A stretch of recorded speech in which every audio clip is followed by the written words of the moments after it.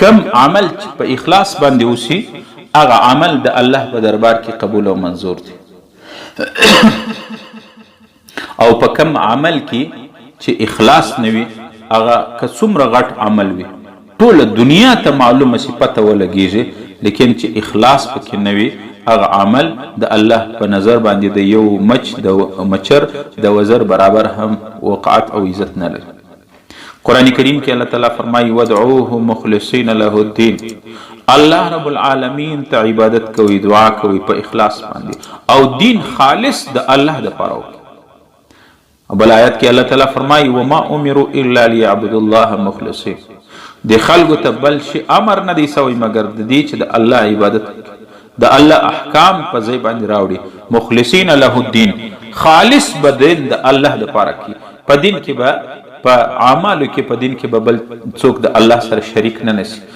منظور نظر به مقصد به د عمل د الله رضا د مؤمن قرآن کریم بل ځای الله تعالی فرمای الا خبردار لله الدین الخالص الله خالص عمل غواړي خالص دین غواړي چې په هغه کې آمیزش په هغه کې نیت په هغه کې اراده د مخلوق پکې نه وي د بل چا پکې نه وي چې خلک به تعریف وکړي خلک به په مجلسو کې یاد کړي ولا پلانې خو ډیر سخی سړی دی ولا پلانې سړی دونه خیراتونه وکړ داسې مدرسې جوړ کړي دي او داسې جماعتونه جوړ کړي دي او داسې د دین اعمال کې یو داسې کې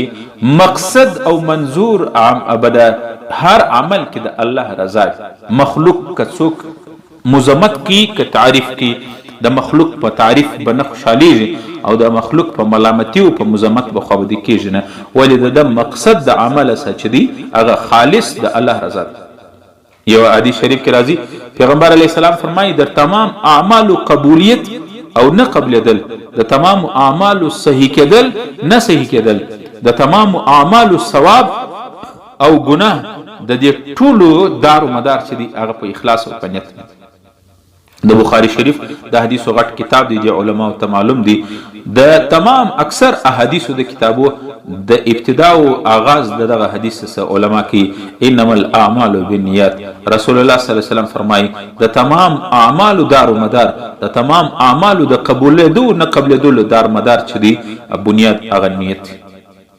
چې څنګه نیت وي هغه سبا عمل نتیجه راځي که نیت دا وي چې عمل کې خالص د الله رضا وي خالص د الله رضا وي بیا هغه عمل ډېر غټ اجر لري الله رب العالمین دا هغه عوض ورکړي او بلکې علما لیکي چې ایمان ودې ته ویل کېږي چې د مؤمن هر عمل به د الله دپاره وي کامل مؤمن هغه دی چې تمام اعمال د الله دپاره وي یو حدیث کې راځي پیغمبر علیه السلام فرمایي من احب لله وابغض لله واعطى لله ومنع لله فقد استكمل الايمان څوک چې چا سره مینه او محبت لري مقصد د الله وی د الله دین د دې سړي سره زما محبت دي چونکه دا دیندار دي د دین په وجه زه ورسره محبت لرم د یو چا سره دی نفرت دی په دی وجه نفرت داسې نه چې ستا د قوم نه دی ستا شناخته نه دی تا ته فایده نه در رسولې نه په دی وجه مې نفرت او بغض دی ورسره دا سړی مې ناپسند او ناخوښه دی چې دا د الله د دین مخالف دی دا د الله د دین سره بې وفا دی نو لہذا دا سړی چې د دین او د الله او د رسول سره بې وفا دی د مسلمانانو د الله د دین سره وفادار نه دی د دې سره زما بغض او نفرت دی واعطى لله څوک چې یو چاته یو څه ورکوي صدقه ورکوي خیرات ورکوي کومک ورسره کوي مدد ورسره کوي د دې ورکړي بنیاد او مقصد یې دا وي چې د الله رضا ومنع لله او څوک چې د یو چا څه یو شی راګرځي نه ورکوم دا شی ودته نه ورکوم چنده نه ورکوم پیسې نه ورکوم پلانې نه ورکوم ولی کومک نه ورسره کوم ځکه د الله د دشمنی ته د الله د دین مخالفت ته ملا تړلې ده لہذا زه کومک نه ورسره کوم رسول الله صلی الله علیه وسلم فرمایي چې دا سړی چې مینه او محبت د الله دپاره کوي نفرت د الله دپاره کوي یو چا ته ورکړه کوي صدقه او یو چا سره کومک کوي د الله دپاره کوي یو چا خپل مال راګرځي نه ورکوي کومک نه ورسره کوي الله دپاره پیغمبر علیه السلام فقد استکمل الايمان د دې سړي ایمان مکمل شو الله دې موږ توفیق راکړي چې موږ هر عمل په اخلاص باندې وي الله رضا لپاره بغیر اخلاص عمل د الله په دربار کې قبول نه دی یو حدیث کې راځي پیغمبر علیه السلام فرمایي ان الله لا يقبل من العمل الا ما كان خالصا له الله رب العالمین هیڅ یو عمل هغه نه قبلي مگر هغه عمل چې خالص د الله لپاره وابتغى به وجهه او په هغه عمل په کولو کې مقصد د الله رضامندي الله دې زموږ هر عمل د الله د ذات لپاره کې د الله د رضا لپاره کې بلکې یو حدیث راځي چې دا نه چې د نیت اثر په دنیا کې وي د مرګ په وخت کې د مرګ بعد او دردي اندازي چې د قبرو سه انسانان راپورته کیږي په دنیا کې چې په کم اعمال او په کم نیت باندې وفات شوی د قبرو سه به د شرګا په برز باندې په میدان محشر د خپل نیت مطابق راپورته کیږي نبی رسول الله فرمایي انما يبعث الناس على نیتهم یو روایت کې دی یبعث الناس یوم القیامت علی نیتهم د قیامت په ورځ به انسانان د خپل نیت مطابق راپورته کیږي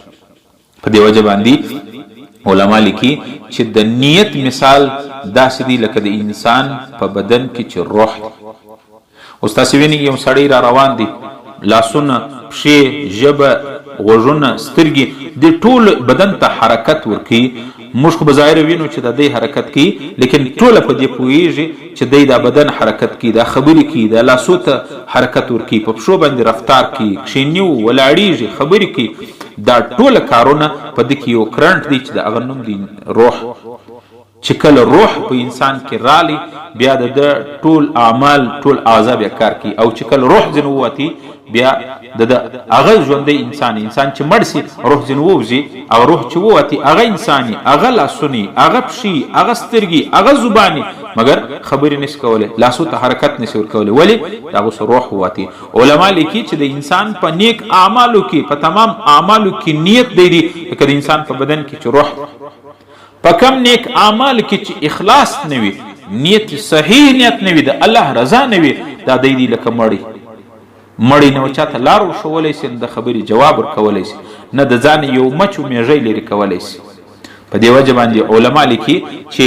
هر عمل دپاره بنیادي شی نیت بلکې ځینو احادیث خدا الله ادم راځي نبی علیه الصلاة والسلام فرمایي چې د مؤمن نیت د در عمل زیات اجر لري ځکه په اعمالو کې د ریاکاري امیزش راتللی سي دا کیدای سي چې سړی یو عمل وکړي په نیت او په زړه کې یا شیطان دا ووایي چې دا دون عمل دی وکړي خلک به دې وویني لیکن نیت دا د زړه شی د زړه سره تعلق لري اوس تا په زړه کې چی شتي د دې سړي په زړه کې چی شتي ماته نه معلومیږي الله ته معلوم دی په دې وجه نبی علیه الصلاة والسلام فرمایي نیت المؤمن خیر من عمله د مؤمن نیت د نیکی دا د عمل بهتره دی عمل بیا مشکره کیږي کیدای سي ریاکاری شوبه کې راسي لیکن نیت دا د زړه معاملات الله دې زموږ نیتونه صحیح کړي اول دا چې په صحیح نیت باندې لږ عمل هم تر ډیر هغه عمل چې هغه په غلط او فاسد او خراب نیت سره سوي ریاکاری د پاره سوي ډیر عملونه د غرو غوندي وکړه هغه هیڅ اثر نه لري د الله په دربار کې هیڅ حیثیت نه لري مگر لږ عمل وکړه لږ عمل هغه په اخلاص باندې وي په صحیح نیت باندې وي د الله په دربار کې ډیر وقات لري ډیر عزت لري